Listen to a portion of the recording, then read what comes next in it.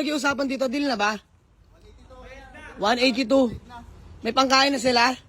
Panggasolina. Wala pa?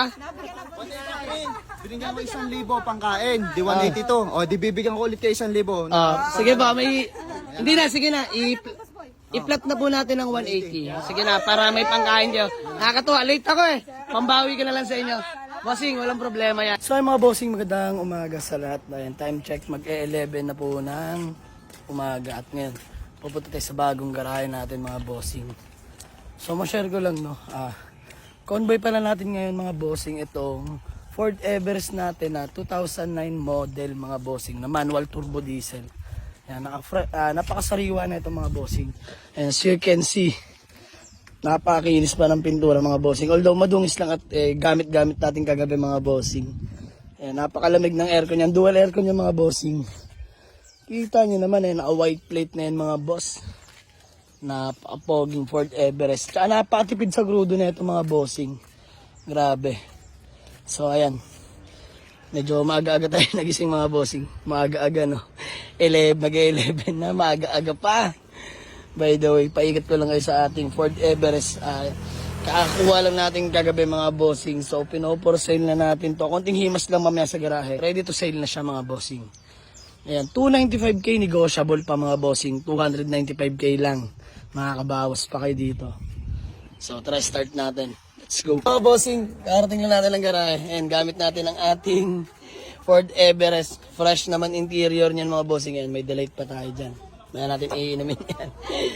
Ayan mga bossing, napaka-pogi. Oh, bagong gupit ang animal oh. Oh. So ayan mga bossing, may walk-in buyer sa atin. Boss, taga saan po kayo? Olongga po? Hindi nga. Diyos mio marimar. Ayan mga bossing, naaraan lang sa previous vlog natin, taga Olongga po, nakapag-avail sa atin ng Honda City iB-Tech mga bossing. Same lang din ito mga boss, pero mas mataas na model nito no. So shoutout kay kuya na nag-avail sa atin na taga Olongga po. Bossing, pangalan mo? Danny. Boss Danny.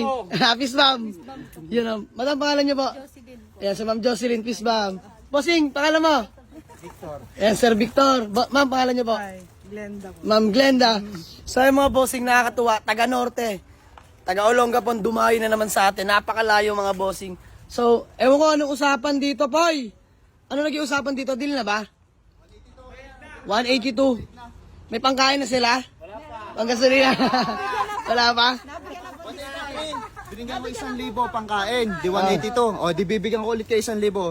Sige ba, may... Hindi na, sige na. I-flat na po natin ng 180. Sige na, para may pangkain kayo. Nakakatuwa, late ako eh. Pambawi ka na lang sa inyo. Bossing, walang problema yan. Na-check nyo naman po yung unit, okay naman. Alright, na-test drive. Okay. Maraming discount na ang binigay ko, bossing. So, sige, gawa lang tayo acknowledgement letter. Okay na po, payment. Okay na. Eh mga bossing, mahirap pala malate. Walang kamuwang-muwang dito sa garahe, no? Parang ngayon, nung araw na nag-aaral, bawal kang umabsent dahil pagpasok mo, wala ka ng ka-groupmate. So, balik tayo dito mga bossing. So, binigay na natin ng 182 nagkasundo. Bigyan ko pa sila ng 2K para may panggas at allowance pangkain. At malaylayo ang babiyahin nila. So, boss, baka may gusto lang pala kayong batiin o shout out. Yeah. Bate!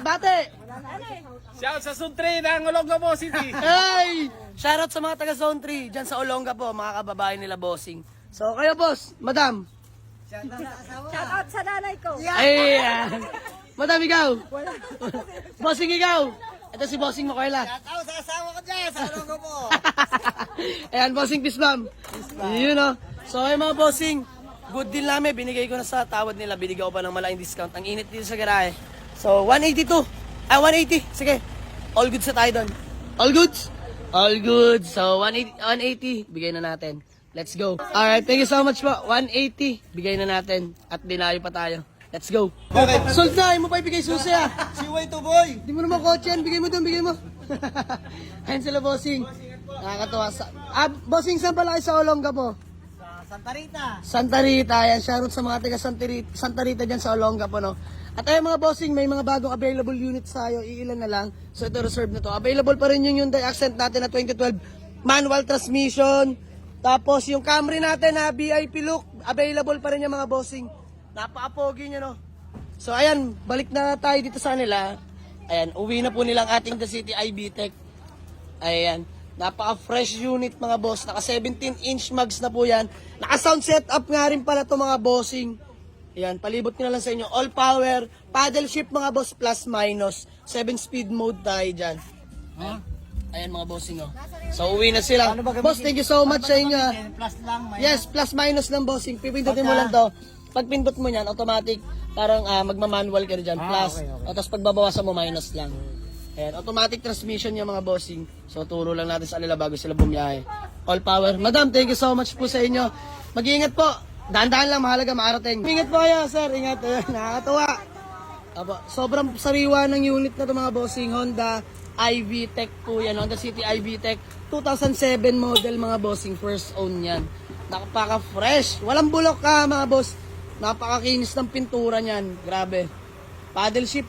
Panalo-panalo na sila dyan. Sold sa kanila 180. Bossing, ingat. Thank you so much. Mag-ingat po. Popoy, boss. Popoy! Thank you po. Thank you so much. Ayan, binigyan natin sila ng allowance, pangkain at panggas. Para may ano na rin sila, toll gate. Ang layo pa nila, Diyos mio marimar. Olongga po na naman mga bossing. So, Hindi nyo nakakuha sa ating Olongga po rin. Ganyan din. Ang hilig ng mga taga-Olongga po sa Honda City VTEC mga bossing. So, sold na. Mag-ingat po kayo. Let's go.